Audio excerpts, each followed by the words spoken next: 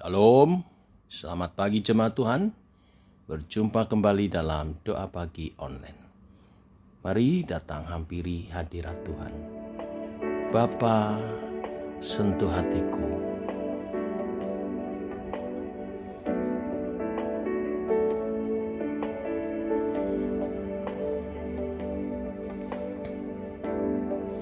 Betapa ku mencintai segala yang telah terjadi. Tak pernah sendiri jalani hidup ini, selalu menyertai. Betapa ku menyadari di dalam hidupku ini, Kau selalu memberi rancangan terbaik oleh karena kasih.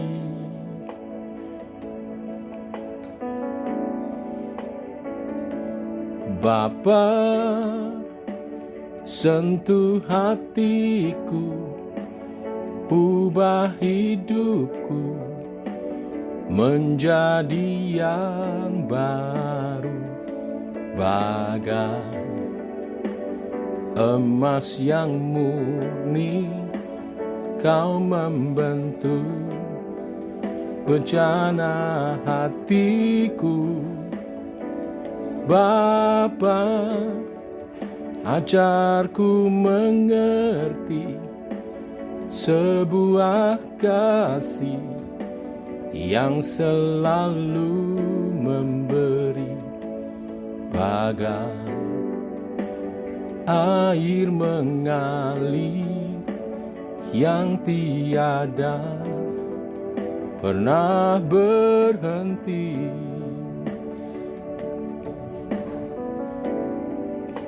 Betapa ku menyadari di dalam hidupku ini, Kau selalu memberi rancangan terbaik oleh karena kasih. Oh Bapa, sentuh hatiku, ubah hidupku menjadi yang baru, bagai emas yang murni. Kau membentuk bencana hatiku. Bapa, ajarku mengerti sebuah kasih yang selalu memberi, bagai air mengalir yang tiada pernah berhenti.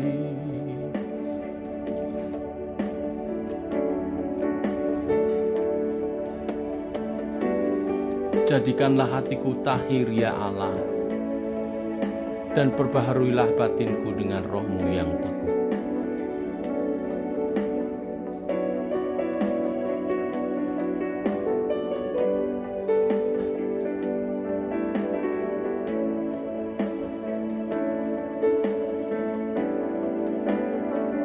Bapa, sentuh hatiku, ubah hidupku menjadi yang baru, bagai emas yang murni. Kau membentuk bencana hatiku. Bapa, ajarku mengerti sebuah kasih yang selalu memberi, bagai air mengalir yang tiada pernah berhenti, bagai air mengalir yang tiada pernah berhenti, bagai air mengalir yang tiada pernah berhenti.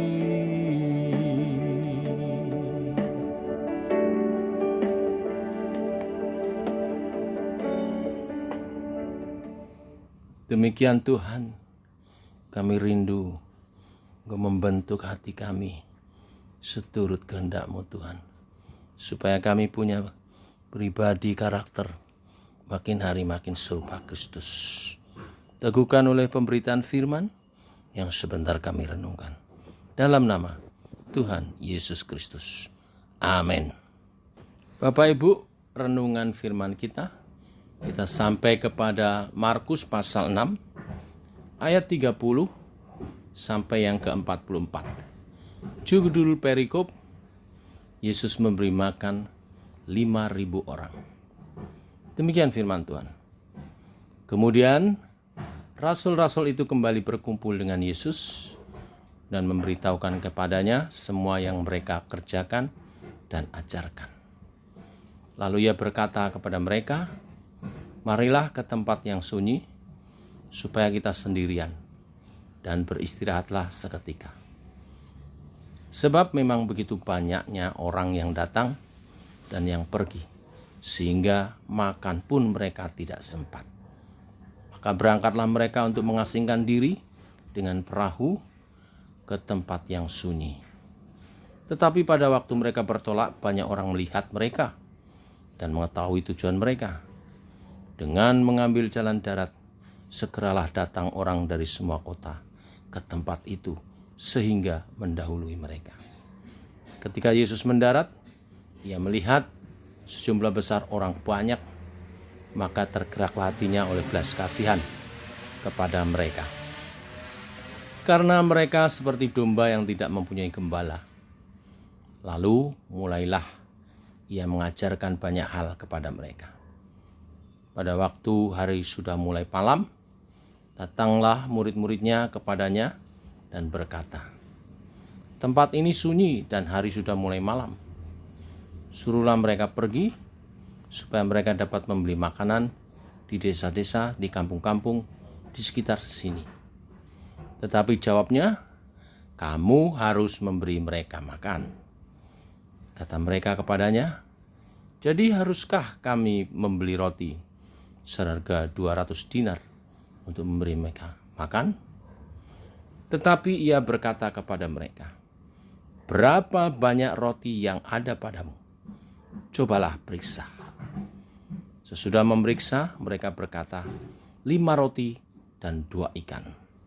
Lalu ia menyuruh orang-orang itu supaya semua duduk berkelompok-kelompok di atas rumput hijau. Maka duduklah mereka berkelompok-kelompok, ada yang 100, ada yang 50 orang. Dan setelah ia mengambil 5 roti dan 2 ikan itu, ia menengadah ke langit dan mengucap berkat, lalu memecah-mecahkan roti itu dan memberikannya kepada murid-muridnya, supaya dibagi-bagikan kepada orang-orang itu. Begitulah juga kedua ikan itu dibagi-bagikannya kepada semua mereka. Dan mereka semuanya makan sampai kenyang. Kemudian yang mengumpulkan potongan-potongan roti 12 bakul penuh, selain daripada sisa-sisa ikan. Yang ikut makan roti itu ada 5.000 orang laki-laki. Amin. Bapak Ibu, ada 2 kelompok yang menafsirkan peristiwa Yesus memberi makan 5.000 orang ini. Kelompok pertama mengatakan bahwa mujizat terletak pada Yesus sendiri yang melipat gandakan 5 roti dan 2 ekor ikan itu untuk mencukupkan. Bahkan ada kelebihan sisanya 12 bakul. Tafsiran ini tidak ada yang menyaksikan Tuhan bisa melakukan itu.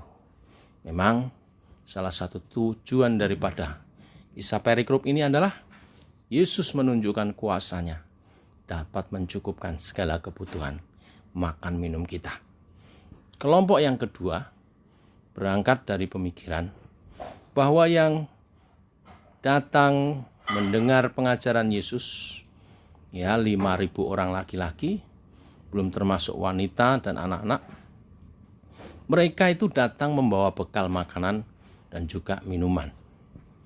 Hanya mereka masih egois, tidak mau berbagi kepada yang lain. Sehingga waktu Yesus menanyakan, berapa banyak roti yang ada padamu? Murid-murid hanya dapat mengumpulkan 5 roti dan 2 ekor ikan. Itu pun diberi oleh seorang anak, di mana Injil Yohanes yang paralel dengan kisah ini mengkisahkan. Tetapi ketika Yesus mengambil roti itu, menengadahkan ke langit dan mengucap berkat, semua mereka mengeluarkan roti dan minumannya, ikut mengangkat rotinya, karena mereka semua juga ingin diberkati makanannya. Dan ketika selesai Yesus menaikkan berkat, mengucap berkat, roti itu dipecah-pecah, dibagi-bagi, semua juga mengikutinya.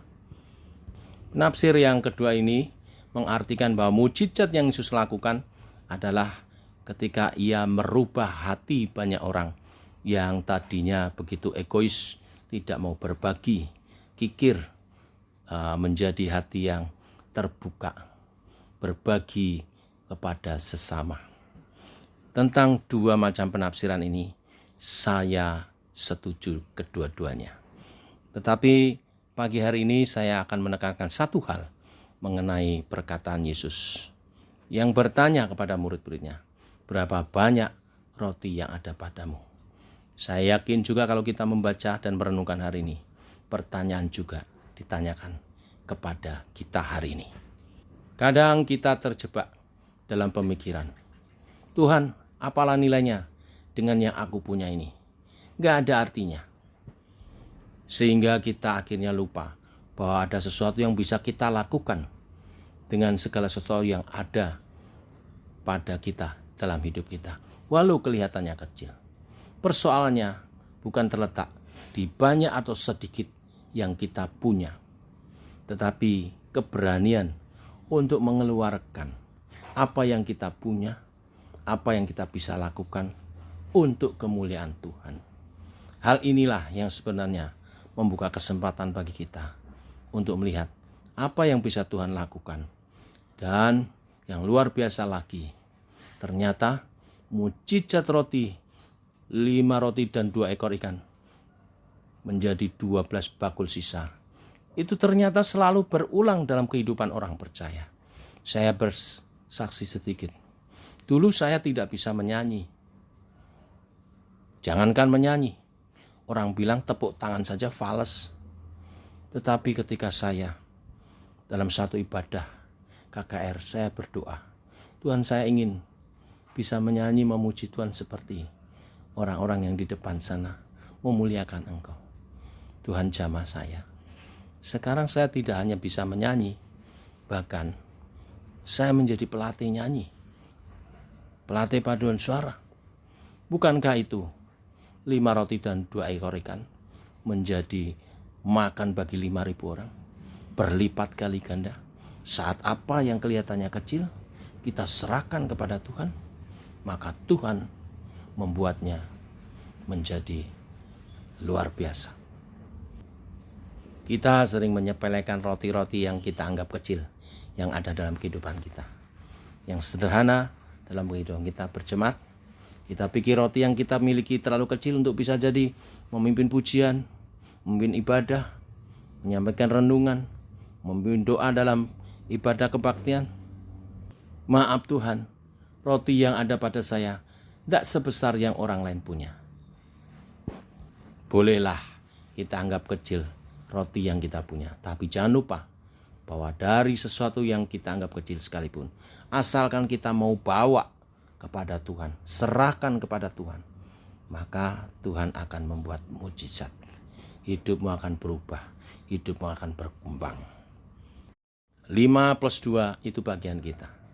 Selebihnya, bahkan sisa 12 bakul, itulah bagian Tuhan yang bisa Dia tunjukkan kepada kita. Inilah berita firman hari ini. Pakai apa yang ada padamu, walaupun kelihatan kecil bagi kemuliaan nama Tuhan. Tuhan akan ubah menjadi hal yang luar biasa. Tuhan memberkati. Amin. Mari kita berdoa. Bapa, kami mengucap syukur buat hari yang baru. Hari yang limpah dengan berkat-Mu. Cukup bagi kami semua. Ajar kami menjadi pelaku-pelaku akan firman-Mu, supaya janji-janji berkat yang menyertainya digenapi atas hidup kami. Kami mau belajar menyerahkan apa yang ada pada kami. Mungkin kelihatan kecil, tapi kami mau mempersembahkan bagi kemuliaan nama Tuhan. Bakat, talenta, kemampuan apapun akan kami belajar menyerahkan untuk kemuliaan nama-Mu. Maka Tuhan, Engkau yang akan kerjakan. Tuhan, Engkau yang akan lipat kali gandakan untuk pekerjaan Tuhan makin dinyatakan melalui kehidupan kami. Hari ini kami berdoa secara khusus untuk persiapan daripada ibadah gereja-Mu Tuhan, yang kami masih lakukan secara online. Tuhan berkati urapi hamba-Mu yang akan menyampaikan firman Tuhan. Tuhan urapi persiapannya sehingga menjadi kemuliaan bagi Tuhan dan menjadi alat-Mu dan menyampaikan isi hati-Mu Tuhan. Jemaat memperoleh makanan rohani sehingga bertumbuh secara iman percaya di dalam Engkau. Khususnya menghadapi masa-masa pandemi ini, iman jemaat dikuatkan, diteguhkan di dalam Engkau. Tim pujian penyembahan, worship leader, singer, tim musik, tim multimedia yang mempersiapkan untuk acara ibadah online, Tuhan, Engkau mengurapi mereka. Tutup bungkus dengan kuasa darah Tuhan. Juga tim kebersihan yang mempersiapkan tempat untuk perekaman dan streaming, Tuhan memberkati. Jemaat yang mengikuti ibadah secara online streaming, Tuhan juga melawat di rumah masing-masing. Hadirat-Mu dinyatakan saat jemaat Tuhan rindu dan haus akan hadirat-Mu Tuhan. Bersungguh-sungguh walaupun secara online datang beribadah kepada-Mu. Beri cuaca yang baik, suasana keamanan yang baik, kesehatan bagi semuanya, sehingga dapat beribadah, memuliakan Engkau. Terima kasih Tuhan. Demikian doa-doa kami naikkan di dalam nama Tuhan Yesus Kristus. Amin. Demikian saudara, doa pagi kita. Selamat pagi, selamat berjalan bersama dengan Tuhan. Shalom.